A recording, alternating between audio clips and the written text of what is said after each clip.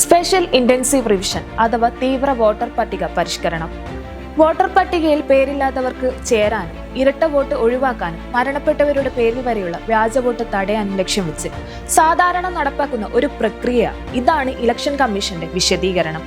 2002 അവസാനമായി ഇത് പരിഷ്കരിച്ചത്. തങ്ങൾക്ക് രാഷ്ട്രീയമായി അനുകൂലമല്ലാത്ത സംസ്ഥാനങ്ങളിലെ ജനാധിപത്യ പ്രക്രിയയെ അട്ടിമറിക്കുകയാണ് പുതിയ പരിഷ്കരണത്തിലൂടെ BJP ലക്ഷ്യം വെക്കുന്നതെന്നാണ് പ്രതിപക്ഷ ആക്ഷേപം. അതിനുദാഹരണമായി ബീഹാറിലെ കൃത്രിമത്വം ഉയർത്തിക്കാണിക്കുന്നു. കേരളത്തിൽ 54 ലക്ഷത്തിലും മേലെ പുതിയ വോട്ടർമാരുടെ പേരുകൾ 2002 ശേഷം പട്ടികയിൽ ചേർക്കപ്പെട്ടിട്ടുണ്ട്. ഒരിക്കൽ തിരിച്ചറിയൽ രേഖകൾ കൊടുത്തിട്ടാണ് ഇവരെല്ലാം ചേർന്നത്. വീണ്ടും തിരിച്ചറിയൽ രേഖയുമായി ഇതിന് പിന്നാലെ എന്തിന് നടത്തണം? 2002 ശേഷം നടന്ന 4 നിയമസഭാ തെരഞ്ഞെടുപ്പുകളിലും 5 ലോക്സഭാ തെരഞ്ഞെടുപ്പുകളിലും വോട്ട് ചെയ്തവരാണ് ഇവരിൽ ഭൂരിഭാഗവും.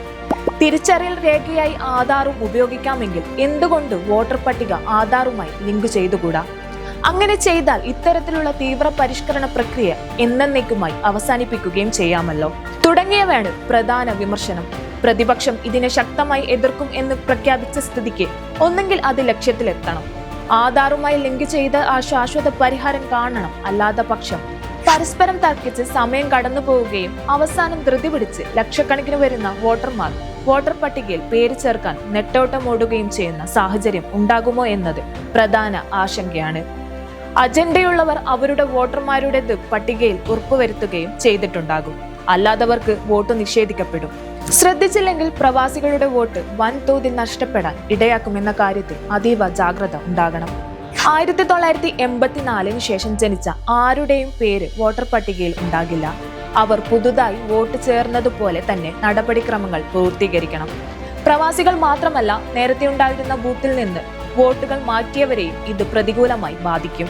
2002 SIR ഏത് ബൂത്തിന്റെ പരിധിയിലാണോ താമസിച്ചിരുന്നത് അവിടുത്തെ വോട്ടർ പട്ടികയിലെ പേരുണ്ടാകൂ. SIR കഴിയുമ്പോൾ ആ വോട്ടർ പട്ടികയിൽ നിന്ന് പേര് വെട്ടും.